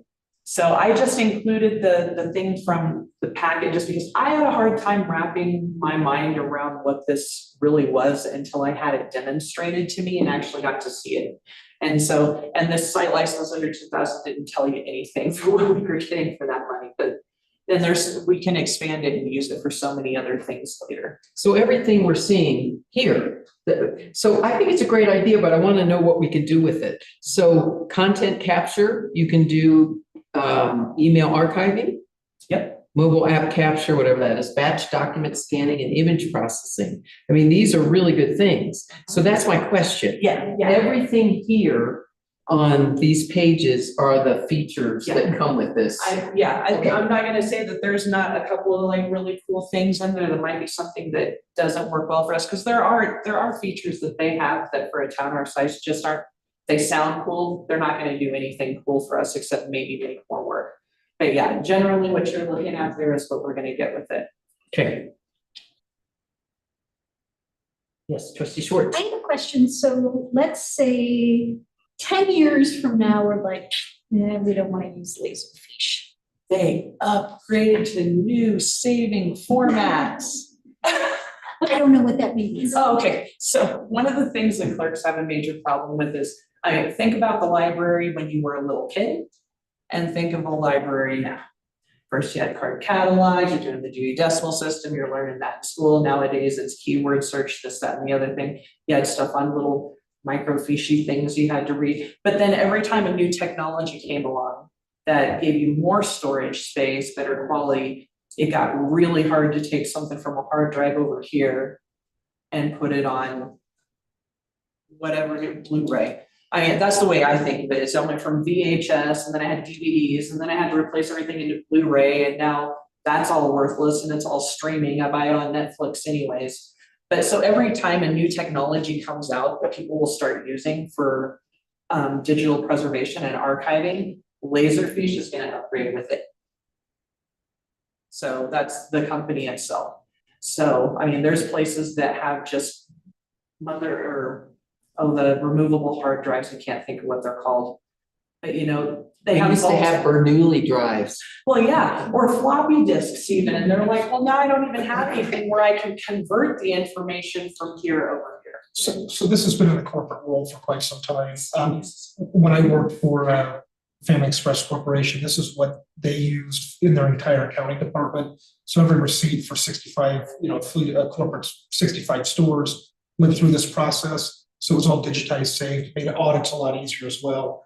But I wanted to pull up, in case you guys wonder, where does this fall into our strategic plan? Because we're trying to make sure that every purchase falls into some strategic pillar and its goal and objective. This strategic pillar is communications and records management. It's something that came out of our strategic planning process. It says we need to improve. And some strategies to do that would be preserve the town record. Our goal would be preserve the town record history in an accessible, easily recallable manner. Strategy, implement a comprehensive records management system to improve the accessibility and organization of municipal documents. So it's hitting parts of our strategic plan that are necessary. And then also one of the biggest things that I don't know if Sam had touched on is core requests.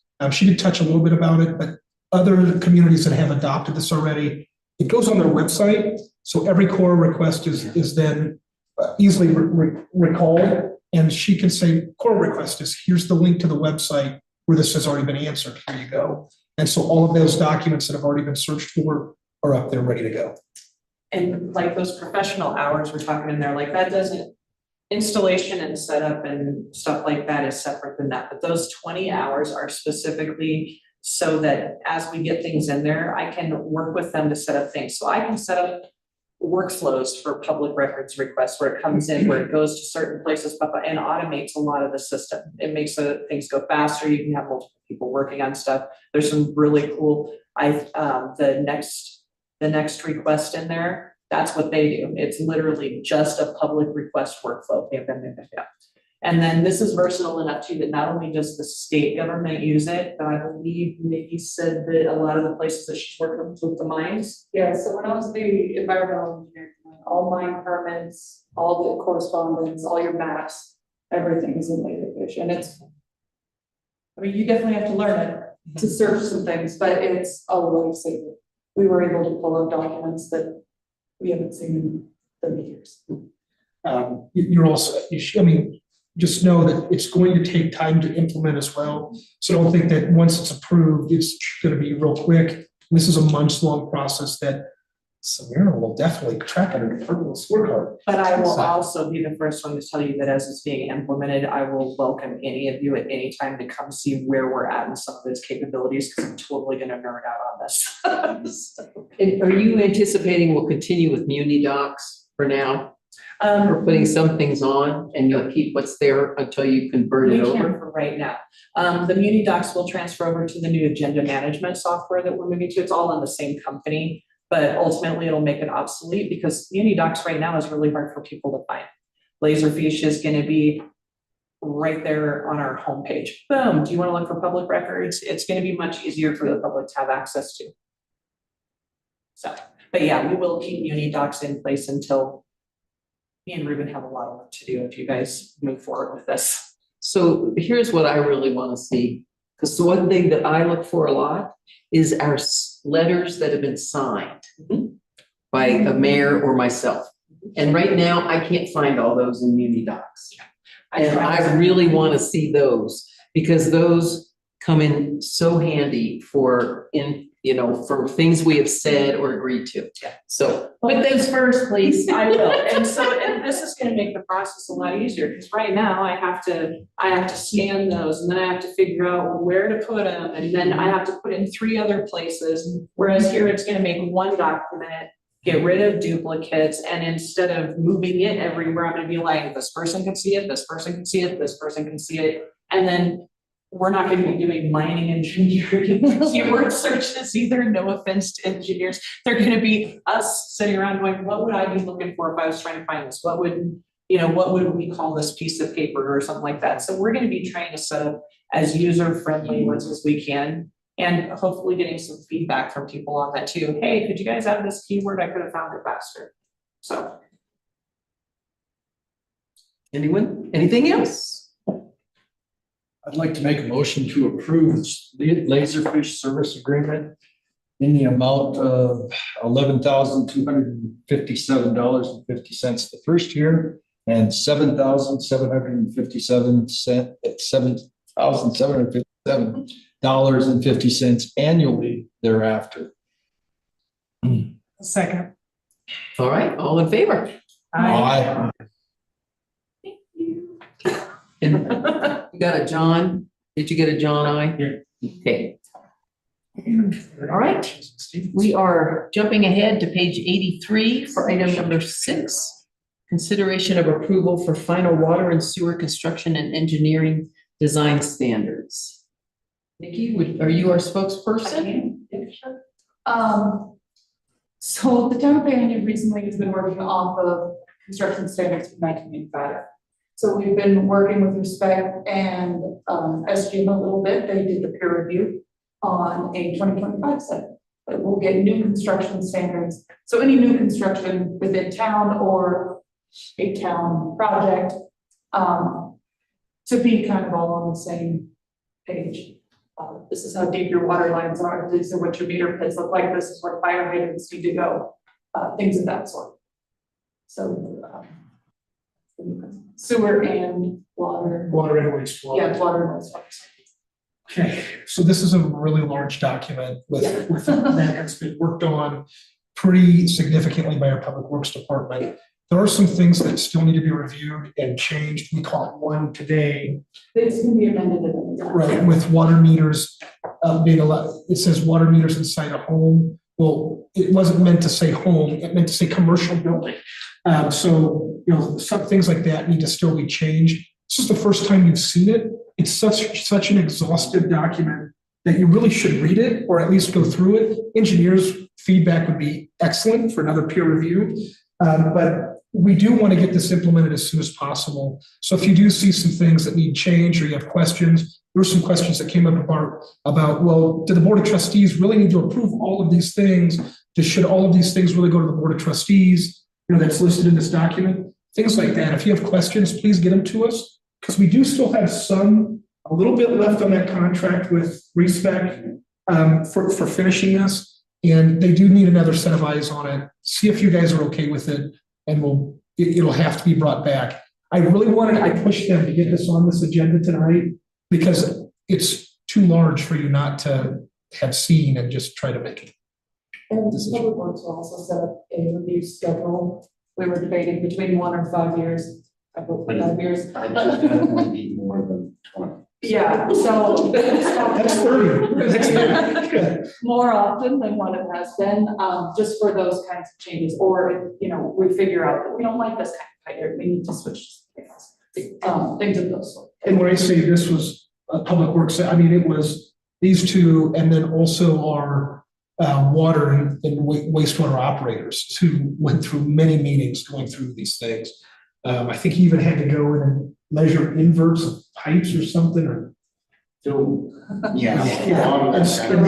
listed, but it's. Oh, trustee Hunter, okay. This is amazing. Thank you. This is, every town, every municipality should have this, and it should be more recent than 20 plus years ago. I fully intend to spend more time going through it with a fine tooth comb and give you, you know, thoughts and recommendations just as an engineer, but this is fantastic. Thank you. So will this be an appendix? You know, we have an appendices in our code. Where will this reside? I guess. We would want to eventually post it to the website and just make it readily available. Because there's already, what I'm wondering is there a water distribution system, minimum, maximum design, water standard specifications right now? Are they gonna go away? Can I give you a path forward for Oh, this? sorry. So once you do review it, and you get feedback to us, the next thing that'll come will be an ordinance change that says, we have engineering standards that may be amended from time to time by the Board of Trustees, and they can be found blah, right? And so if that means that blah is the town's website, they're readily available, that's what we would want that ordinance to say, rather than to be so very prescriptive in our ordinance about, in our code about what we can and can't do. It makes sense to say this document can be amended, and the Board of Trustees can amend that document, and here's where you can find it. I think that's more appropriate. Well, I'm wondering, will the sewer and sewer system that's in the appendix, will that? That ordinance won't. So this will kind of supersede what's in here for sewer and water. Correct. That's my question. Yep. Because I don't know how old they are. Okay. They're old, they're 95, so. Yeah, I just, there's not a date with them. So it looks like quite a bit can go away. But a lot of this has to stay too. Is all of this something that needs to get looked at?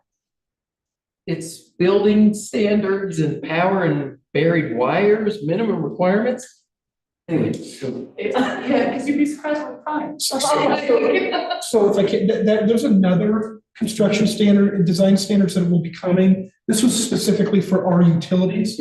What's going to come are for streets and sidewalks and gutters, those kinds of things. We're not there yet. We haven't even asked for a task order this was just way too much work for everyone. So this is great, yeah. but I'm just seeing how But much yes, more. eventually it will. Which is good that we have these, at least. Maybe all towns do, but it's pretty impressive, the list here. I don't know if the content's anything. Not all towns do. No. We're ahead of it. This will be next. Okay. Will, I'm done. We've desperately needed this for years. We have some real problems, especially with our streets, where we have subsidence issues. And I believe that if we had used flow fill from the top of the bedding of our pipes to the surface, we wouldn't have these problems. And I think that's one of the standards when we do the streets. All utility cuts have to be flow fill, and it'll end this. And right out here on Second Street is one of the main things. You're gonna see in a change order that's coming up, what happens when you abandon in place. So you'll see why we have these standards, why we're asking for these standards now. It's like building codes, you need engineering standards, right? And to update them more than 30 after 30 years. We're getting there. So that's part of what you've seen tonight, or we're doing things that we're getting ourselves set, and then we're also setting schedules, right? For review. This is all part of our strategic planning process. These are things that we've been setting in place now for the last 2 years. We're getting there. Okay. sometimes taking a swim. Motion? If there's any more discussion? If there is a motion tonight, it would be for us to bring it back with edits and for you guys to say, this is when we could have our review and see if there's things that you would want changed, especially where it refers, if you do a word search, Board of Trustees, right? Okay, our self-imposed deadline? You just say next meeting, like I want to get these in place sooner I rather. was just gonna. I just know it's a lot of documents to go through too, so. It can be amended at any time, so it could be introduced now and then just amendments. I will have to do an ordinance change though, so, Yeah, and, yeah, I would like to be able to send some comments Okay. that I wouldn't want to get approved tonight, because there's places where it says the board will decide. And I went, really? I don't know. Is that an ordinance? Do we have an ordinance? I have no idea. So. pay particular attention to that. So, the next meeting is the 25th or April 11th. Meeting on the 25th, I don't know if I'll be here. It's for the conference, so.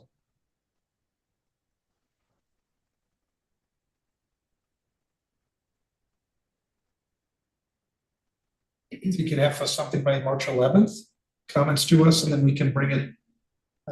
Maybe, and so if you have comments for us that need to be to come back to us, if you could have them by the 28th of February, that way we can get them to the engineer and have something for the packet for Sam on the 5th at noon? Yes, 5th at noon. So have your comments to us by the 28th of February. We can get them implemented with our engineering team. Close the business on the 28th? Yes. It really could be like 7 o'clock.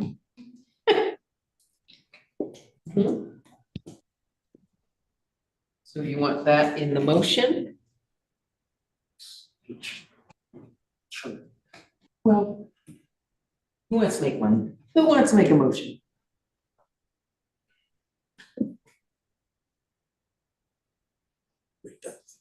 It does, but I'll give a stab at it.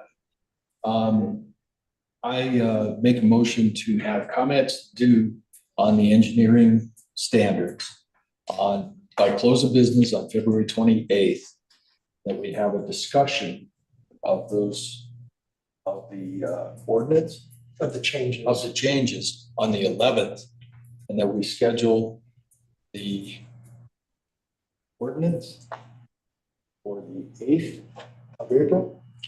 Wait a minute, 11th of April for the discussion? March 11th. March 11th, and April 8th for the ordinance. 8th for the first reading of the ordinance? Sure. We have to do 2 readings? We'll get there. I'm not sure. Oh, wait. Okay, that's good. I'll second. Did you get, great, all in favor? Aye. Okay, thank you.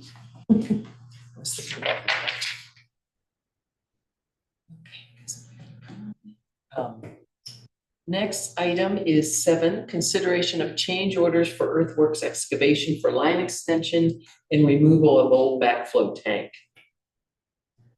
Yes, so this is kind of a twofer. Here, so the first change order, as they were removing the soil to create the actual tank pad, we discovered that there was a large concrete box that was the old backflow or backwash tank. We had as-bills that said it was removed, it was not. So that was a surprise to us based off more documentation on our end.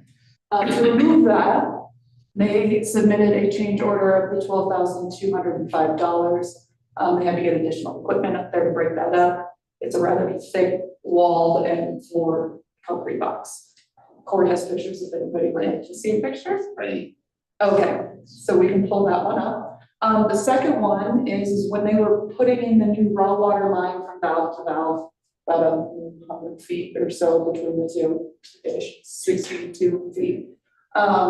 When they were uncovering the old line, they have found that it is insufficient materials that were used for that. So the original plan was to tie into the old line that then tied into the bottom valve, and we weren't able to do that.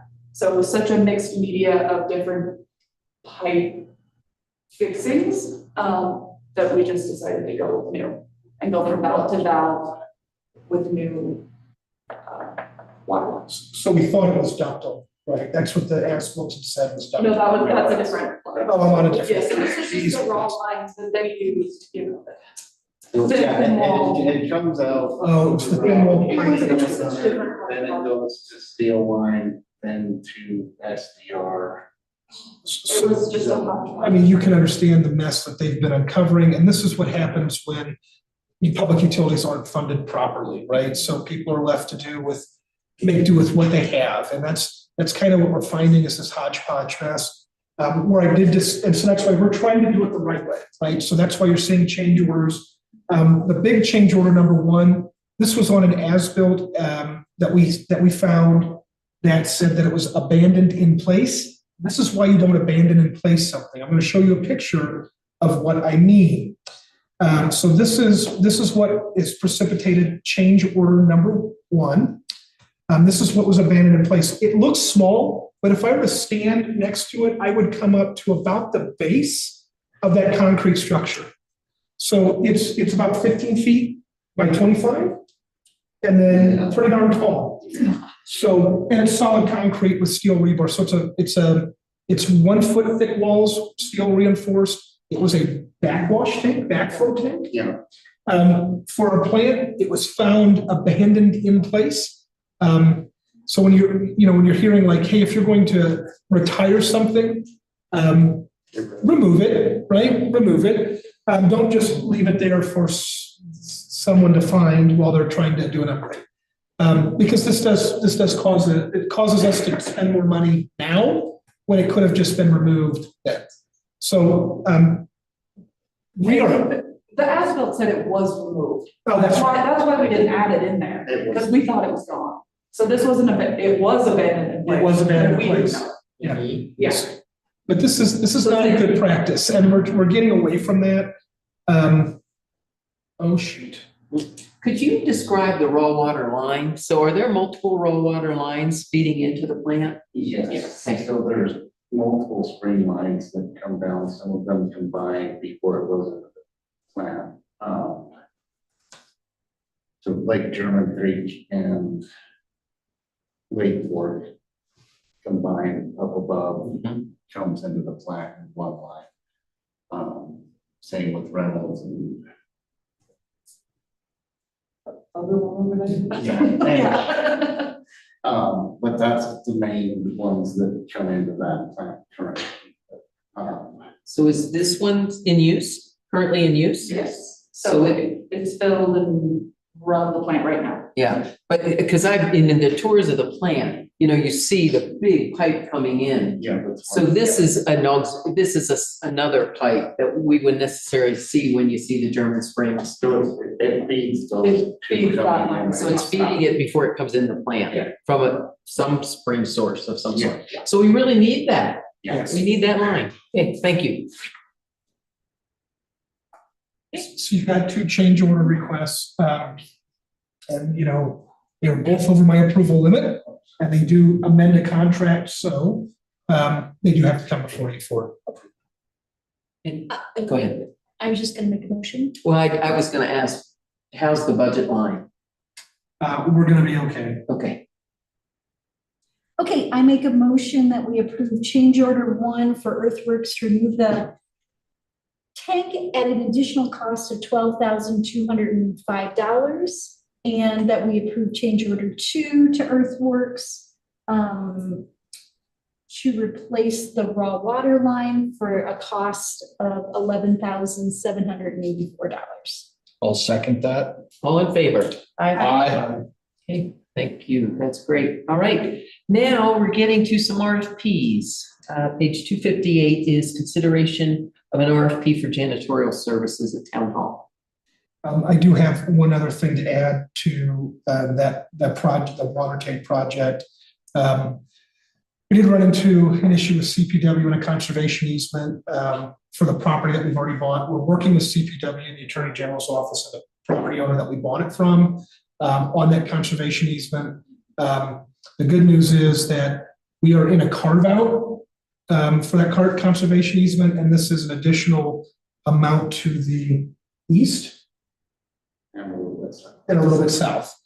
So CPW has said we want to maintain this relationship, so they're looking for paths forward to make it legal.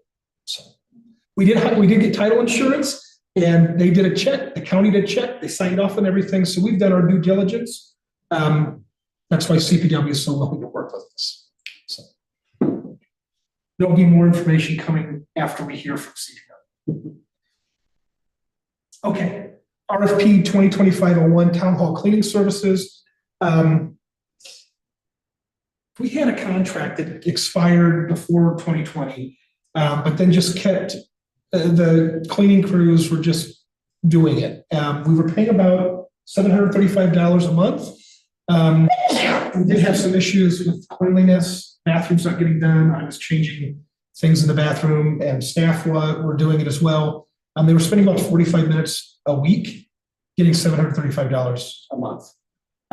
When we caught on to that, I sent a notice that we're going to terminate your agreement, even though there was really no agreement at the end of last year. And now we're going out for an RFP. Right now, you've noticed the bathrooms are really clean. The hallway is really clean. That's because Ruben's been doing it on Sundays while jamming out to some hard rock. But he is wanting to reclaim his weekends. And so we're putting this out to bid.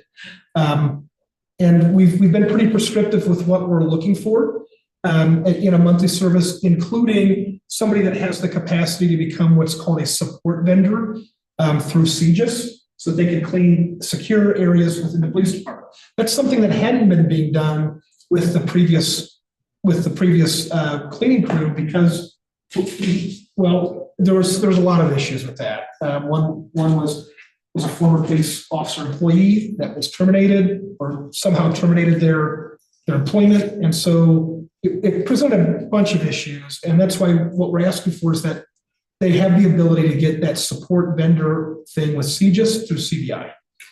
We are cleaning things up. So as things like this come up, we bring them to you and ask to do the right thing, right? And so this is a request for Town Hall Cleaning Service. It's our first one of the year.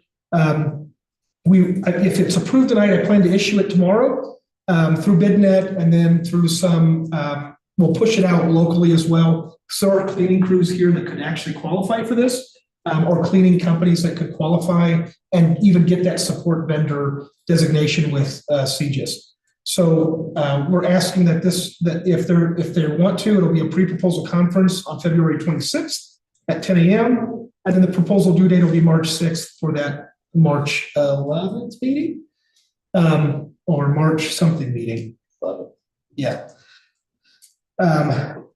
Yes, the March 11th meeting. So the point of contact for the town for this one is Kaja. She is going to lead point on this. She'll also handle a pre-proposal conference. Love having a deputy treasurer. So she's willing to do this. She also helped put this together as well. So I guess some of the scope of services, if you want me to go over those. Okay, I don't need to go over scope of services. I'll tell you later. One thing that I am asking for is an annual waxing of our floors out there. So if you see that brick tile that's out there, it's all scuffed up. If we seal or wax, seal, and polish it, it'll bring it right back to where it needs to be. That's something that probably hasn't been done since 1983.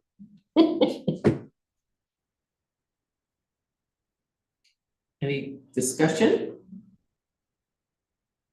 Is there a motion? I'll make a motion to approve submitting RFP 2025-01 for Town Hall Cleaning Services.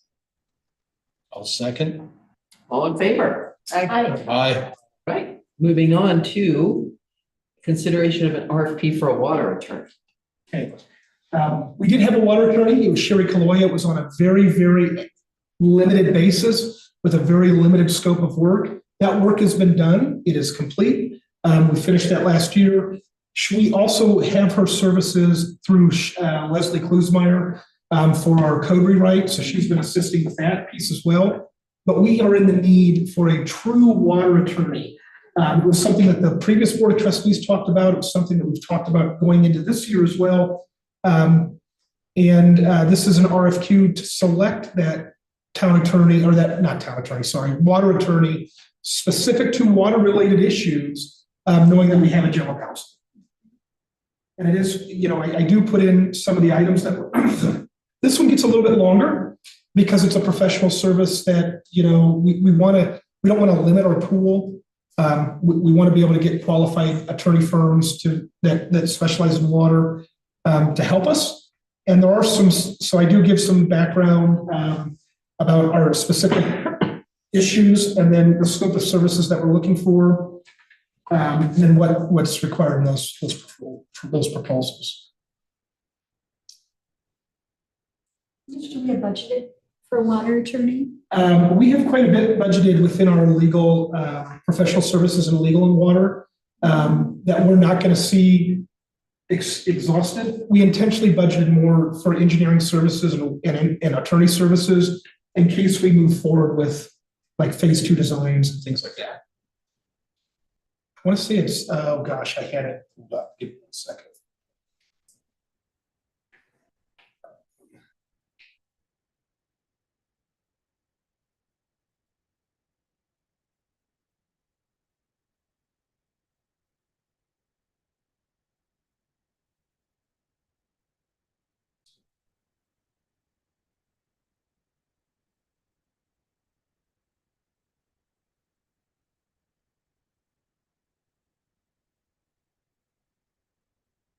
So we have budgeted $375,000. I hope we don't spend much.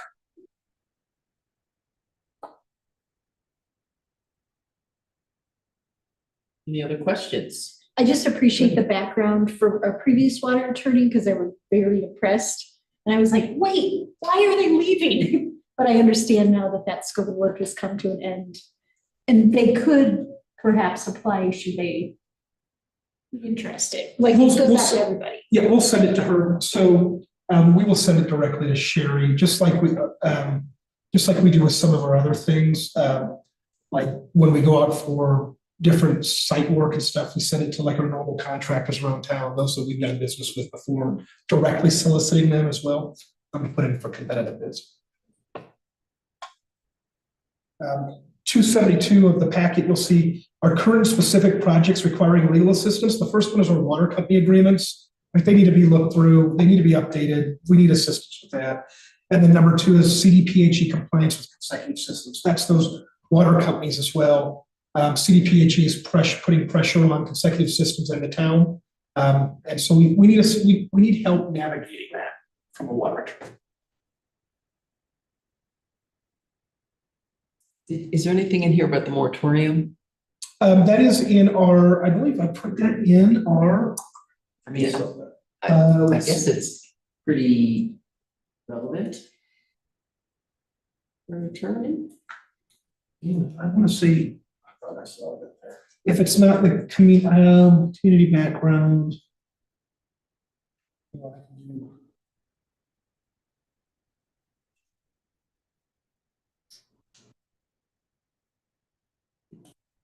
I think it didn't come up when I did a word search. So that is something that if you want to edit it, you can still approve it with edits, and then I'll add that into our community background. It seems like as big a deal as that is for us, they probably should be aware of, but wait, we have this too. And maybe not just community background, but an objective, like one of their, in their scope of work. Sure. So that could be a number 3 item in scope of work. I was looking at like very immediate needs, not like down the road for moratorium stuff. So I'd like to make a motion. I move to approve the submitting of the RFQ for responses with the added edits from the minutes. How's that work? To add to the scope of work to. To add to the scope of work to include the water moratorium. How's that? I second. All in favor? Aye. Okay, last but not least, consideration of RFP for an ADA transition plan consultant. Oh, boy. So this is something that should have been done in 1991. The town does not have a transition plan. I brought this during my review portion. I brought it up to everyone's attention. Actually, my first meeting here, I asked that you appoint me as an ADA coordinator. So that's actually step one. It's appointing an ADA coordinator. And then all the other steps are what this proposal is asking to do. Finally it pops up. So we do have to do this ADA transition plan. It's not something that's can be thought of as an afterthought. It's not something that is a suggestion. It is something that has to be done. If we were to try to do it for staff, it would take us a considerable amount of time. So I'm asking that we go out to find a consultant who could do this. There are a number of consulting firms that specialize in this, in creating like self-evaluations. So that means that they're looking at all public facilities, all public rights of way, and looking for barriers for people with disabilities. And then saying, here's what we need to do to address those barriers. And so it's not just creating this self-evaluation, but then that next part is a transition plan and what needs to happen to implement that transition plan. So we're thinking about street projects, we're thinking about updates to public facilities. We are also thinking about removing barriers, right? And so we require this of commercial properties in town, and we ought to do this ourselves. It's something that should have been done in 1991. So we're getting to it. Questions? You don't have to tell me how much, but is this budgeted for? This is something that we have enough between different departments for professional services that we can cover the cost. This is something, depending on what the RFP comes back as, may result in a budget amendment. I don't know how much it's going to cost. I couldn't even hazard a guess. Anyone else? But I would really like to get this also off of my checklists. All right. Would you like to make a motion? Do another. I wrote we approve submitting for an RFP for responses to the updating the ADA transition plan. I'll second that. All in favor? Aye. Right, that motion passes. Unless there's anything else, I adjourn this meeting.